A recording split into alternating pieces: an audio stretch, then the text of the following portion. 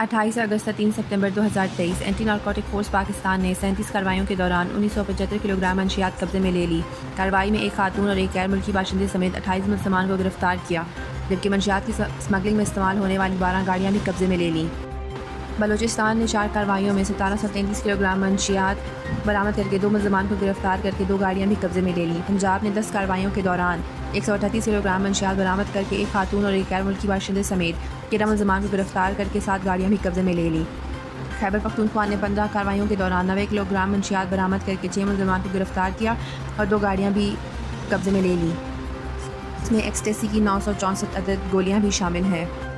سندھ نے 3 کارروائیوں کے دوران 12 کلو گرام منشیات برآمد کر کے 3 ملزمان کو گرفتار کر کے ایک گاڑی بھی قبضے میں لے لی۔